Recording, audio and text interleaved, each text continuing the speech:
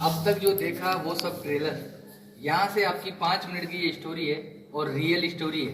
150 साल बाद ठाकुर जी यहाँ से ब्रिज वापस चले जाएंगे। आप अभी जहाँ पे खड़े हो, ये पहले सीहाड़ गांव था। नाथ द्वारा इनके आने से पड़ा। औरंगजेब का जब हमला हुआ, मथुरा वृंदावन गिरिराज जी वहाँ से ये पलायन करते करते इस गांव में आए। बीच में बहुत सारे गांव पड़े, किसी भी राजा ने इनको शरण नहीं दी क्योंकि सब औरंगजेब के अधीन हो गए थे। आपने बुक और पुस्तकों में पढ़ा है, मेवाड़ कभी किसी का गुलाम नहीं रहा है।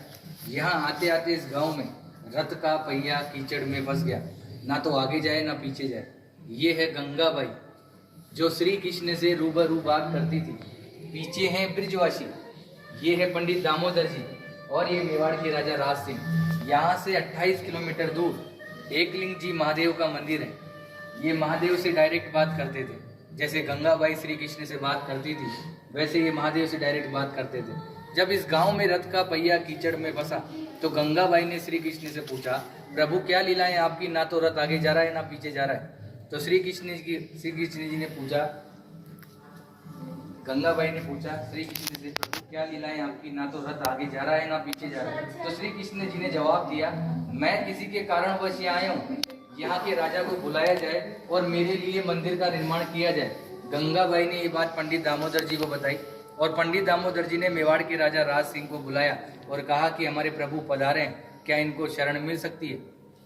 तो राजा राज सिंह ने जवाब दिया, मैं मेरे गुरु आराध्य से पूछता हूँ, अगर वो इजाजत देंगे तो मैं मंदिर का निर्माण करवाऊंगा। ये महादेव के पास गए और बोला, प्रभु आपके मित्र और सखा पधारे हैं, क्या इनको शरण मिल सकती है।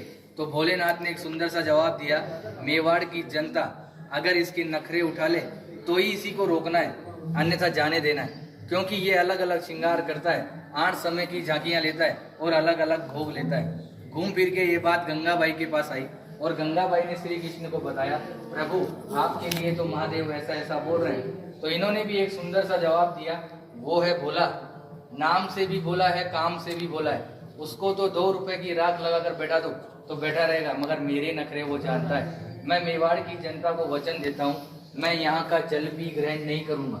आज भी जल यमुना नदी से आता है, गौशाला में रखाया जाता है। गौशाला से गागर भर के ग्वालपाल सुबह मंदिर में 4 बजे लेकर जाते हैं। यमुना जल का जो प्रसाद बनता है वही ठाकुर जी ग्रहण करते हैं। आप लोगों का जो प्रसाद होता है वो बाहर दिखाकर बाहर ही बांट दिया जाता है। कहते हैं किसी के कारणवश है, मीराबाई की कजन सिस्टर अजब कंवर बाई साहब इनके साथ पासे खेलती थी। श्री कृष्ण को पता थी कि आज मेरे साथ ये पासे क्यों खेल रही है, मगर श्री कृष्ण जी जान चला के हारते गए और अजब कंवर बाई साहब को जिताया और बोला कि मांग तुझे क्या चाहिए। तो अजब कंवर बाई साहब ने कहा कि आप मेरे मेवाड़ में पधारिए। आज 350 साल हो गए ठाकुर जी को यहाँ विराजते हुए। 150 साल बाद अपन भी जीवित रहे कि ना रहे, ये वापस जतीपुरा चले जाएंगे। आज भी निज मंदिर में रथ रखा हुआ है, नाथद्वारा के मंदिर में गेट नंबर 2 के पीछे। वो कांच में बिल्कुल पैक है।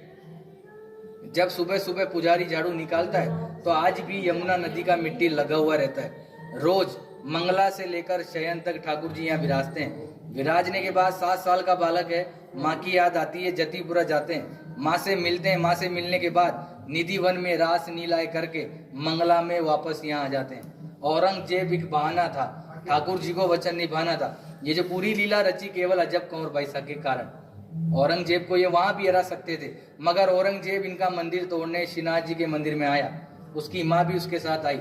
जैसे ही औरंगजेब मंदिर के अंदर गया, अंधा हो गया, उसको कुछ नहीं दिखाई दे रहा। बाहर आके बोला, माँ मैं अंधा हो गया, मुझे कुछ नहीं दिखाई दे रहा। तो माँ ने कहा, बेटा ये है छलिया, छल करता है, मगर तूने मेरी बात नहीं मानी। अब तू इसके पैर पकड़ेगा तो ही ये तेरे को माफ करेगा। मगर औरंगजेब घमंडी था, वो वापस मंदिर के अंदर गया, थक हार के उसने ठाकुर जी से माफी मांगी और ठाकुर जी ने उसको माफ किया। माफ करने के बाद ठाकुर जी ने उसकी आंख उसको वापस दी। आंख देने के बाद औरंगजेब बहुत खुश हुआ। खुश होने के बाद जो कोहिनूर डायमंड हीरा जो ठुडी पे लगाया जाता है वो औरंगजेब की माँ ने ही भेंट किया था। आज भी होली के अगले दिन, धुलंडी के दिन बादशाह की सवारी निकाली जाती है। उसमें औरंगजेब का पूरा बाकायदा आदमी बनाया जाता है। उसको पूरे नाथद्वारा में जुलूस द्वारा निकाला जाता है। निकालने के बाद उसको मंदिर में ले जाया जाता है और मंदिर में ले जाने के बाद पनिशमेंट के तौर पे पूरे मंदिर को दाढ़ी से झाड़ू साफ करता है। ये कहानी रियल है और 150 साल तक होती रहेगी। उसके बाद ठाकुर जी ब्रिज चले जाएंगे। आपने हमेशा श्रीनाथ जी के दर्शन धक्का मुक्की डल्ला खाकर किए, मैंने भी किए, आपने भी किए। मगर यहाँ मैं आपको 8 दर्शन कराऊंगा, मंगला से लेकर शयन तक। ठाकुर जी क्या खाते हैं, क्या पहनते हैं, वो सब बताया जाएगा। उससे पहले आपको इस कमरे में जाना है